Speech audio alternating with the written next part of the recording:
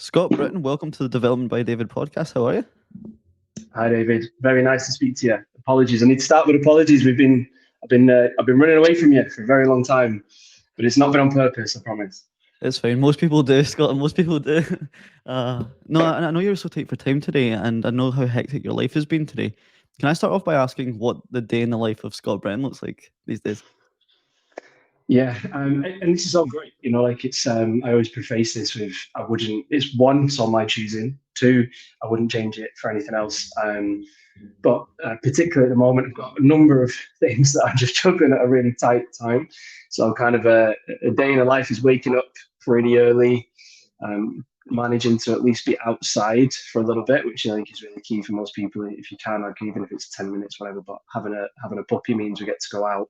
Where I live is in Devon, so it's by the countryside. So there's no excuse to not get out super early, walk the dog, just have a little bit of moment with the real world before you jump into your phone and your email and everything else.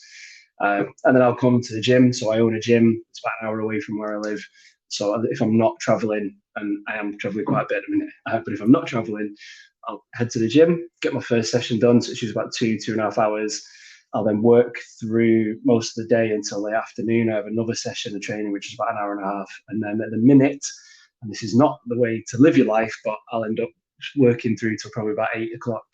And then I have about an hour drive back home. And then anything else, like we'll try and eat, have some type of wind down and get ready to wake up again at 6. But so it's not the optimal, but it's what it is at the minute. But it's great. It sounds like you're really kind of like front load your day with stuff for you so you can be at service for others for the rest of the day. I really like that. Yeah, I mean, it's really hard, and one of the things I've learned over the past few years is about is time and where you can put it and the impact of having it, and it's really difficult. So I own a gym. I help run that. I'm not running it day to day, but I help run that. We own a charity which helps over 20 locations in 8 different countries. We have an events company which has got 13 events in 7 different countries. I am contractually with Nike, so I'm a Nike sort of global coach and athlete. So I'm often going quite around. So hence next week I'm going over to Amsterdam for a day to come back. So there's a few things to juggle to maintain them because you want to keep doing things correctly. Like you don't want to start something with great intention and then not have it deliver where you want it to.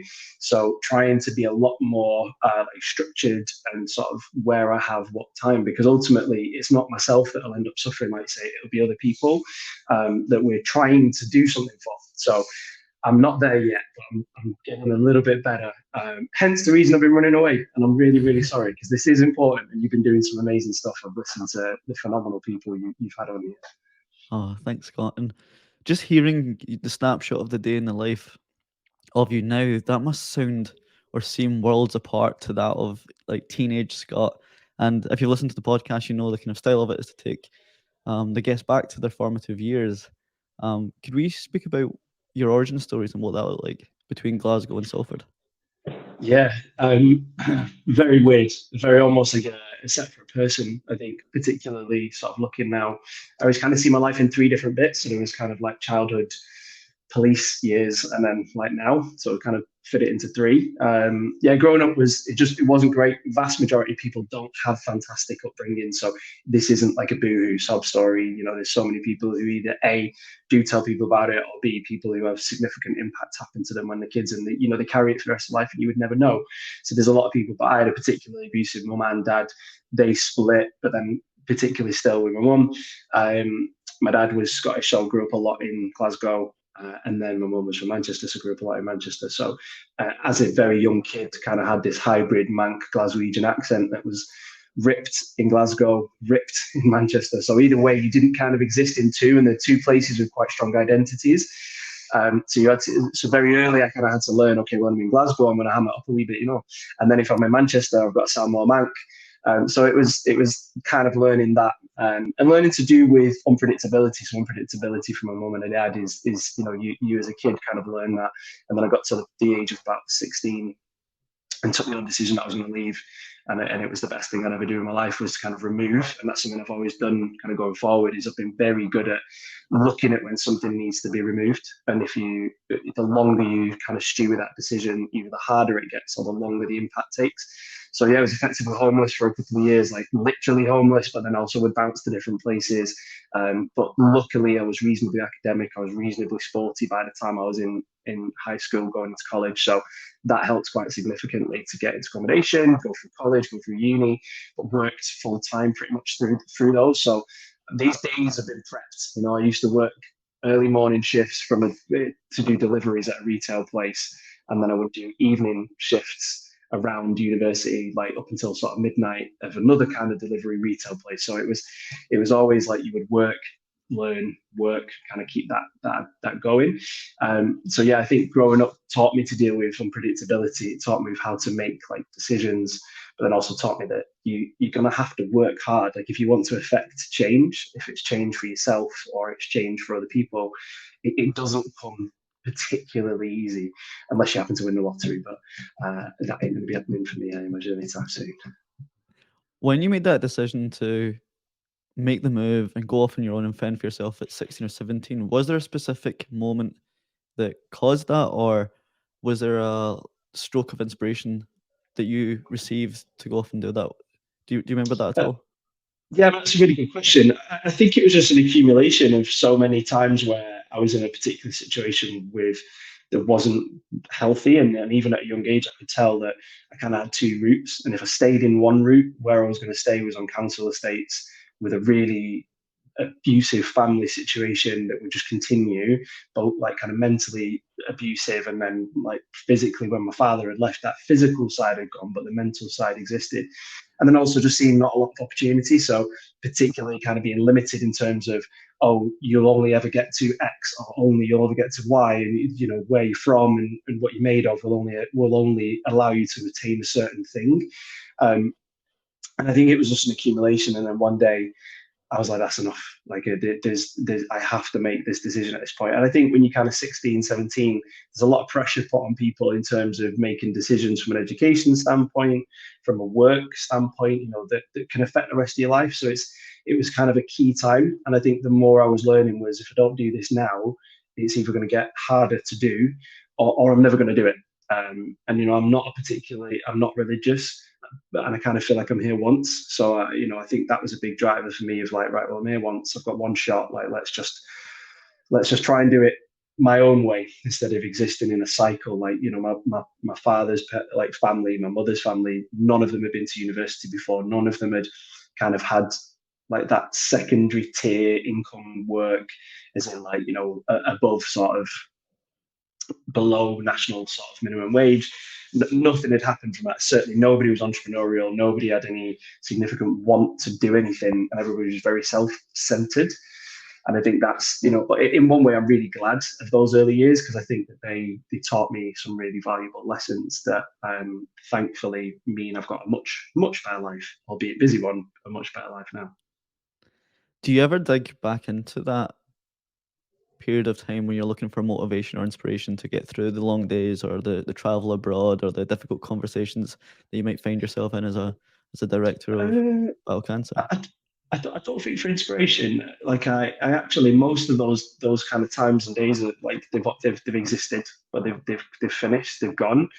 Um, I think a motivation for me is around more the impact and people that are now with me. So people that impact me and people that I impact. I think they're more motivation, to be honest, than things that have happened. I think up until sort of early 20s, mid 20s, there was um, oh, like F you, I'm going to show you, I'll show you what I can do. I'll be better than this. I'll be better than anything that's ever come. But ultimately, that's not from a good place. And whilst it is a fuel to a fire, that fuel can burn very quickly. And I know some people have done wonderful things around that mentality, but I think long term it's not healthy. It won't allow you to grow. And as a suggestion for someone, if you ever get a chance to get him on the podcast, there's a guy called Johnny Payne who's like a long distance S&C. He's literally over in the Arctic at the minute doing an ultra marathon across the Arctic. He grew up in Scotland, very similar mindset up until his early 20s, that he was like, yeah, well, sod everyone. I'm going to show you. I'm going to show you. I'm going to show you. And it's fueled more from particularly anger, trying to get one up on somebody, and ultimately it doesn't. So I think once you learn, oh, my actions can impact other people, and being really graciously aware of the people that are impacting me on a daily basis, that's way more motivation. And that motivation lasts for a long time, where the angry stuff can go pretty quickly. I love the shout out to Johnny Payne. One of my best mates, who's also a Glaswegian podcaster, hosted him about a month ago, and his story was insane. Okay. So I might need to steal him off my friend soon as a guest appearance. But I really love that sentiment. I think I come from a very, very similar background, despite being just in the West Coast of Scotland, a very similar upbringing. And I escaped that kind of using that fuel for your fire era quite early on as well. And what I realized was when you do finally prove whoever you're trying to prove, you don't really feel it. You're doing it for the Mm, benefit of other people.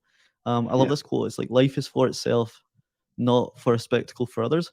And recently with this podcast, I'm doing this in service of other people. Yes, it strokes my ego when I get to speak to amazing people like you and go full circular with it. But in essence, it is for other people, and I'm really glad that you've escaped that in your 20s, and I've had the opportunity to do that as well.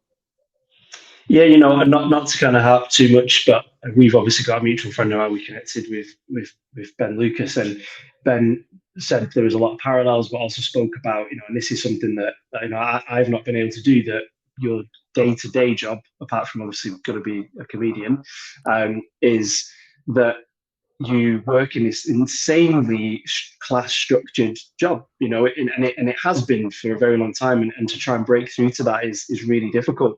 So the fact clearly of whatever you did, whatever you decided to do, however you used what you had, you've managed to break into not just something, like mine, like with fitness stuff is kind of easy. Like there's not class-based or financial structure that you can break through. There's a lot of stuff, and I'm not demeaning it, but you kind of had to take on the ones whose dads was ex-directors and CEOs, and they've all gone to Eton, or they've all shook hands in a funny way at the same boys' school. Like, you've had to kind of break around that. So I think it's really interesting that when you do decide to have your own internal driver, what you're capable of. And one of the things I said to Ben was, I am not in the financial word, and I'll apologise if any of your listeners are, but the tenacity that's shown from people from a particular working class background, where you haven't had things, where you've had to work very hard for what you get, and the removal of things can be very quick. So you can get something and you can have it taken away from you just as fast as you can get it. To be able to kind of compete against people who've always had trust fund of mum and dad, or always been able to bounce back to something, I think is truly a big thing. So don't just go bigging me up. There's obviously a lot of amazing stuff that you've done. Scott, I'm blushing. But if I were to reflect on that, you went into the police force, a very well respected job, salaried, At the time, it comfortable. was. At the time, it was. Not so much now. But then you left into the world of entrepreneurialism, which is the complete opposite, where you can have the rug pulled away from your feet so soon. How did your background, the fragility of your background, ever affect your risk appetite for entrepreneurialism? I think I was always from the minute I stepped out of my house, I was an entrepreneur. I had to do stuff. Like I had to go out and make something, whether making something was working 2 or 3 jobs, whether making something was going to try and find a qualification to alter your status within how people see you from a future work perspective, because it doesn't really matter what degree that you do almost these days, unless it's a very specific route.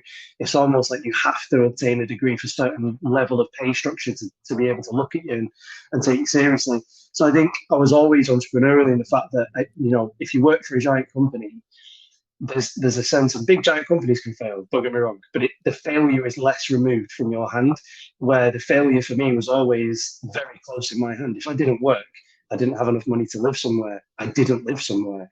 If I didn't have enough money to eat, I didn't eat. There was that continual thing. So I think that was always in there a little bit. But you're right, the police was very secure pension. You basically can't get fired unless you do something horrendous.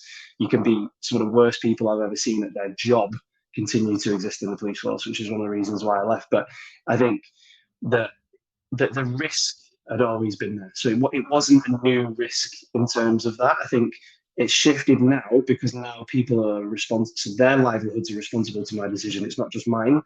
Having staff, I think that's when the real switch changes.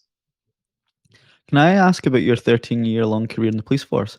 Of course, From what I've heard, it what I was can quite tell an you, I incredible can. journey. But there's some What stuff I can't tell you, but there's plenty I'm sure I can. could you detail the roadmap of what your career looked like over the 13 years? Yeah, so I joined quite early. So I joined pretty much straight about a year or two after university. But there was this just shows how old I'm getting. This was the last time that Labour were in power and they transitioned through to the Conservatives. So what happened was when the Conservatives came through, they put a freeze on public spending. So there was no new police officers for about 2.5 years. So when I applied, not like now, there was 50 spots in GMP, so Great Manchester Police, and there was over 8,000 people that applied. So it was hard. Every single person who I joined with was the first police officer in 2.5 years in Greater Manchester, which is a huge area, massive issues with crime, economic differences. So I joined pretty quick. Within the first year, I did my sergeant's exam, passed that. Within the first 6 months after that, I'd done my second sergeant's exam, which is like a role play interaction one. So I was ready to be a sergeant, but I very quickly went into non-uniform policing. So particularly working in vulnerabilities, so child sexual exploitation, surveillance, modern-day slavery, human trafficking. I still don't look like I was in the police. So there was an advantage to that. And obviously my background, I didn't have any family. So there's an advantage to that when you're dealing with really serious criminals.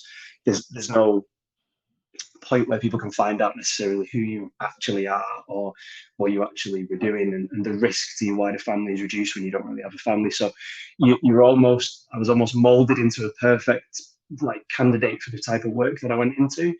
And then a succession of a couple of years doing that, then became a detective, then very quickly, about 6 months after that, became a detective sergeant, and then just worked on some of the maddest stuff I think I'll ever probably see from there. But it was reasonably quick. So I was one of the youngest DSs, so detective sergeants, that GMP had ever had, and it was a lot of kicking off, a lot of getting people to try and recognise you, a lot of asking people, "Hey, can I come and do this job with you?" It took a lot of that because you're going against people who've been in for years, and the police is very structured on how much service you've done. Excuse me, not what can you do, but more how long have you been here, which I'm hoping is changing. And certainly in the private sector, it's a little bit different.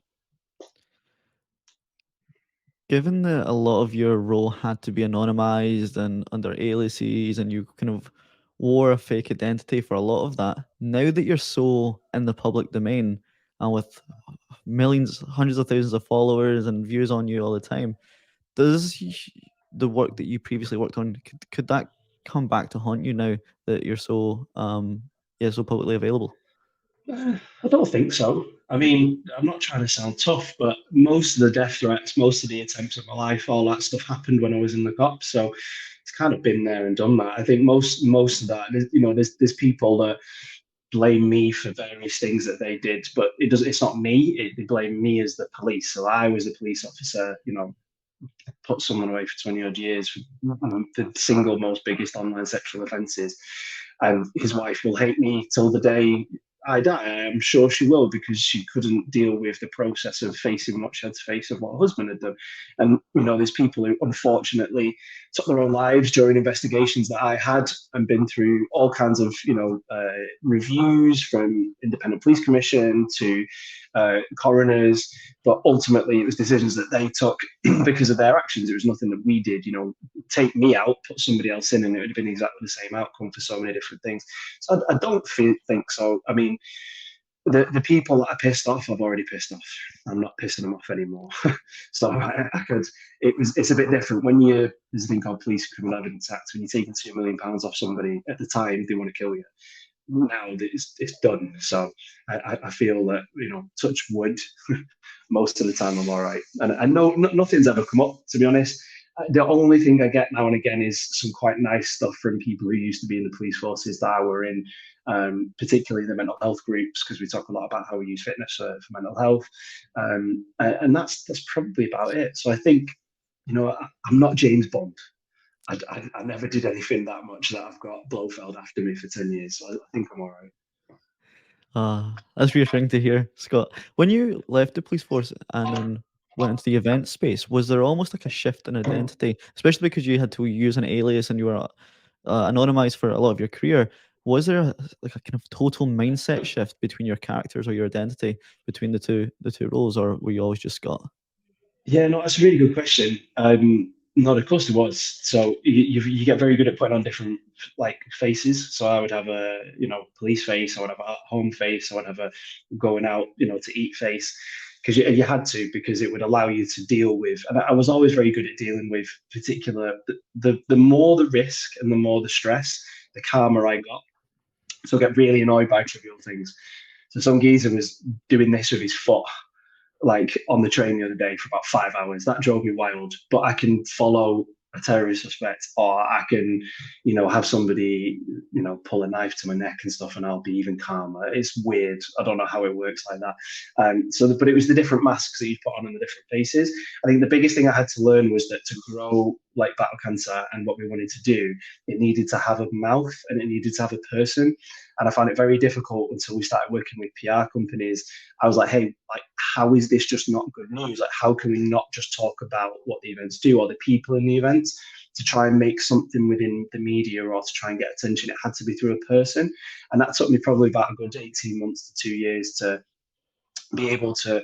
It was never difficult to speak to groups or to lead it, because when you're passionate about something, it comes with ease. It's not skill, it's just passion. But I think to be able to kind of put yourself forward was not in my nature of the past part of my career. It was, that was pretty tricky. But it was a decision. I was like, hey, I've got to do this, because if I don't, what we want to do will never happen. And it then gets okay, and it gets like a bit easier every time. And then, like I say, I almost see it as this is a completely different me now. Even the way I'm talking to you would be completely different if this was 5 years ago. It would be, I probably wouldn't even be on it. So it's a very different process. So where was the seed of Battle Cancer planted? How did that begin, and where are we now? I mean, I'd like to say that it was all a plan that I'd had and executed it absolutely perfectly to exactly where we're at, and it wasn't. I was always driven by wanting to just do something to make an impact. There was a particular thing that happened in the police where very early I created a solution to a problem, and I was told that it wouldn't work because I wasn't high enough of a rank.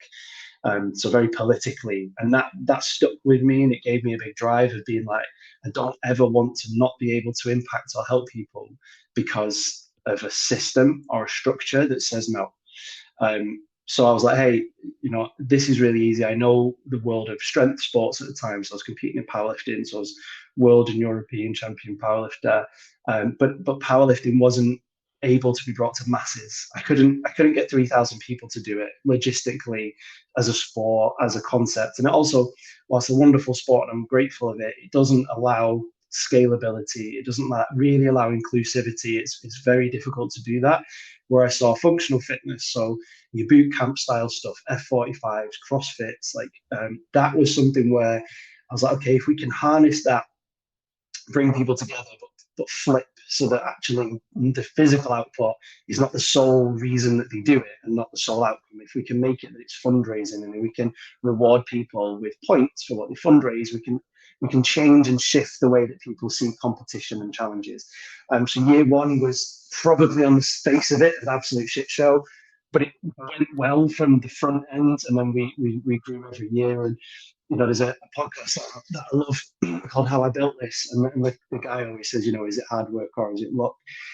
And it's, you see that there's a succession of moments where when you're working hard, when those moments arrive, you grab those moments, and that's how Battle Cancer's got to the point where we're at, and we're still so early.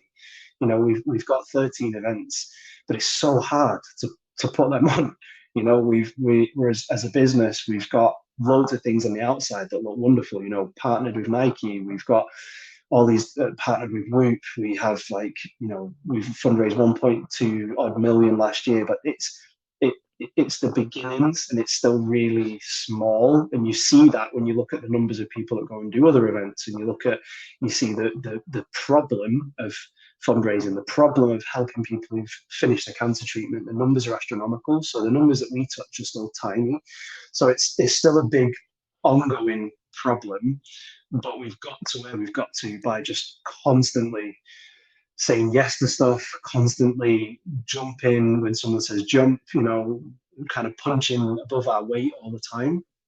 And I kind of like that. I kind of like the Rocky story. I always think that's a little bit inspiring to people, hopefully. Am I right in saying that you've had like Matt Damon and Michael Fassbender at your events as well?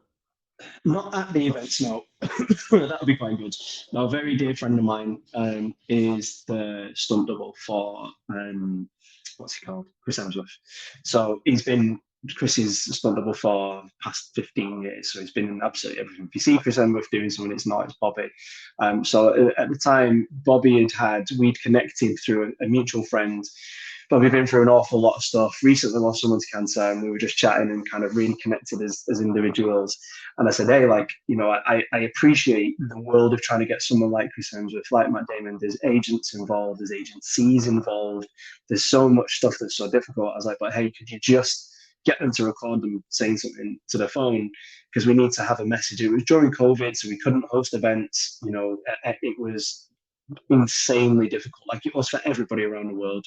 But as an events company who'd paid exorbitant amounts of money for the year ahead, because that's how we kind of have to work, it was a really tricky time. And the videos didn't bring us in money. It wasn't for money. We didn't get anything from it. There was no uptick in anything else. It was just to say, like, hey, whilst COVID's happening, like, let's get a message out that cancer is still affecting 1 in 2. There's, a huge number of people that both pass away. There's people that survive and are having to live with cancer for the rest of their life. So it was really cool to get, all the Hemsworth brothers, Matt Damon, huge amount of sports stars. So basically, we got one, and then someone would pass it on to another, and to another, and to another, and to another, and then we got these really cool stuff. So it's something that I think will always be a very positive memory during a weird time of the world. That's epic. And I know that isn't perhaps the biggest highlight or one of the kind of highlights of Battle Cancer. Neither is the global tours, but for you, it seems to be the lobbying that you're doing around prescribing cancer survivors with fitness. Why is that been so important to you? I think because I like solving problems, and I like that. So again, everybody says, "Oh, it's amazing what you do." And it's like, no, it's just really selfish. I really like having a problem, and if I can see probably somewhere on an autistic spectrum, like if I can see that there's a solution, it really annoys me why we're not doing that solution. So the vast majority of the largest, cancer charities in the world, they don't deal with post-cancer because during cancer treatment, everything else, takes up such an amount of space. There's nobody that deals with post-cancer, and survival rate going up, which is great. However, also diagnosis rates going up. So you're left with an ever-expanding population of people who will live with cancer for at minimum 3 years because of the impact of treatment, and at maximum until the rest of their life. They'll be having various amounts of tests. Cancer will live in the back of their mind. For every time that they feel a bit tired, always this cancer coming back. Every time that they feel pain, always is this a reoccurrence. So it's a population that's ignored. And the fitness industry is made perfectly. We have digital applications, we have streaming to be able to hit every single person who's got a device. We have countless gyms across the world of any kind, be it from a commercial gym, studio gym. So we almost have these like mini hospitals everywhere. We also have it digitally available. But what we've not done before is we've not proven with true academic resource and review a system of how to help people train. So again, kind of just towards the middle bit of COVID, I was like, I'm going to write a program and I'm just going to start. And then what we're going to do from there is I'm going to get doctors to review it, and then we'll get results from every single person that comes in, and we'll review the results, and then we'll move again and we'll reassess. And eventually we'll build up evidence and evidence and evidence, and we'll change both the narrative from the medical side so that they go, oh, this is actually really safe. It's reduced the amount of time that people have chronic fatigue. It's been able to increase their return back to work. It's been able to reduce what medication they need to be on post treatment. And we'll flip side to the fitness industry as well. So we'll say to the fitness industry, this is really safe. Like, don't turn someone away from working with them because they've got cancer, because here's the data to show that just simplistic movements under simplistic time zones will be able to help them, and you can do that. So that's led to us launching a qualification. So we have an internationally recognized qualification. So I can't fund a location everywhere that somebody would be able and would need to have that kind of fitness. But what I can do is I can create a qualification It's literally 200 times cheaper than the closest rivals. So finance doesn't become a problem for anyone. It's available online. We can sell it into major gym chains, which we're doing at the moment, so that every single PT would be available to do it. We create all the paperwork, we create all the video, the system, so that somebody has the full confidence to say, yes, I'm going to help you come back into fitness, or come into fitness for the first time. And that's been the goal. And again, we're just starting. We've had 500 people through the program that we fund. We've just sold probably 1,000 plus of the certifications, but only in the UK. There's a lot of work to do. When you think there's 800,000 PTs in Europe, we've sold 1,000. It's not even close. So we know that there's a huge amount of work to be done, but it's solving a problem, because I've learned that existence of people is forgotten, and we want to rebuild people and build them beyond, and that ultimately doesn't come from, like, the NHS one is pretty rubbish. It's all centered around sitting up, standing in a chair. They're told, don't do this, don't do that. Where we're like, hey, let's just try. Let's do this together. Let's try. So again, I think my brain is like not happy until we've started to get something going from a problem. I think. Knowing as much as I know you now over these 30 minutes that we've been on recording, I think that will be a continuous life cycle for you, Scott, just problem solving with a layer of fulfillment over the top. Given that I've only got a couple minutes with you left, if there is someone who's feeling like young Scott at the age of 15, 16, 17, going through very similar emotions, and you were to have to give them just one hand up instead of a handout, what would that hand up look like? Yeah, again, great question. It's really difficult because I often get asked, like, what's the difference? So what's the difference between how I reacted in my situation and how you reacted in your situation, to a huge amount of people that don't react in that way, and unfortunately, end up having a very different life path. And it's really hard. I always try and think about it because it just came internally, well, I think it came internally, but on reflection, I don't think it did come internally. I think it was that there was a number of people who either inadvertently or directly showed me a difference, and a lot of that was through sport. So that's particularly one thing that movement can help you deal with so much. It can help you get rid of anger. It can help you deal with the sadness. It's a great way to kind of recycle your emotion. Not even thinking, oh, it's good for muscles, it's good for this. In fact, just genuinely for your body and your mind, it's really helpful. I think the biggest single thing is asking for help, but it's who you ask. I think that's the really key one, and there's a big message about talking about mental health. And I'm going to just preface this with, like, it is the single best thing that you can do is talking. You have to be very careful who you talk to, and you have to be very careful about who you ask for help, because, like, the opinion that you may get back could be just as damaging as the situation that you're already in. So I think if somebody was in a similar situation to me, one of the things I should have done earlier was gone to people in school, so as in teachers, pastoral care, people who were in those things, and said, hey, this is going on at home. I need help. And then that would have made a difference. Like, immediately would have made a difference. What I did was I would kind of hint to stuff, and I would have teachers that were good. I would have coaches in terms of weightlifting and training and stuff who kind of knew something and were very good at leading me about what should have been the right way.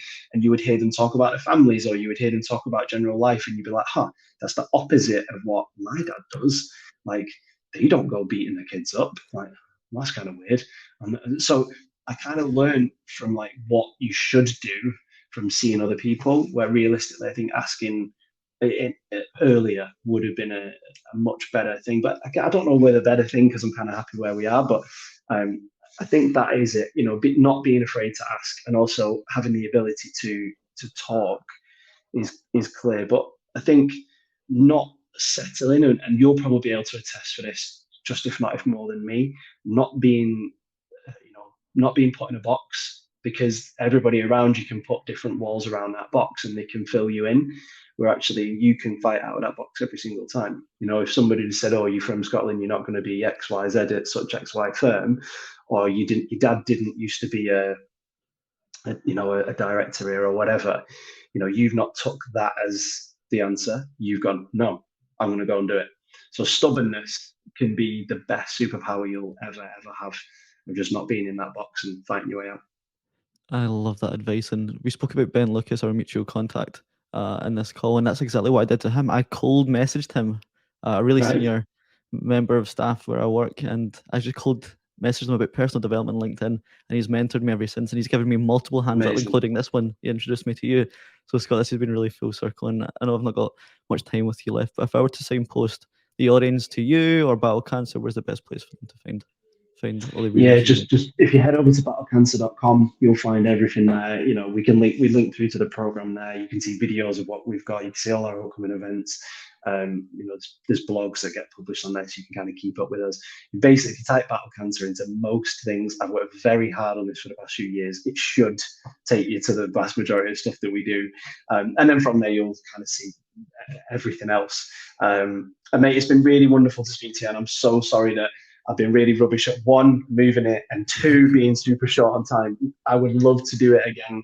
I think the way that you ask questions is really insightful. It's really different to the usual kind of questions that you get asked on things. So I can just see your audience and your impact growing from strength to strength. I think the problem that you're going to have is that at some point you're going to have more people wanting to talk to you.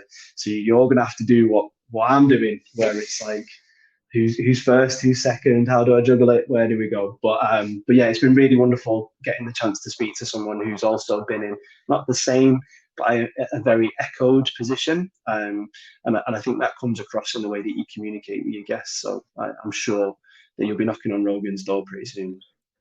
Thank you, Scott, and I'm glad that we could share these insights and lessons to the listeners. And for those who are Scottish based, Battle Cancer's coming to Edinburgh in June, so maybe you'll get the Again for our chance to second meet. event. Yeah, yeah, it Yep. was really nice. Oh, it was a mix between Glasgow and Edinburgh, because obviously whilst my sperm donor comes from Glasgow, I'm still very big fan of very big fan of the city. Like, I love the city, but there's a better venue in Edinburgh at the Orem. So unfortunately, it's going to still be in Edinburgh. Or if you're from Edinburgh, then this is perfect. But yeah, it's not that far. It's pretty easy. Brilliant. I'll make sure to pop along for that, Scott. Really do appreciate you coming on the podcast and for the kind words. Thanks for sparing the time. Thank you so much, David. Take care, mate.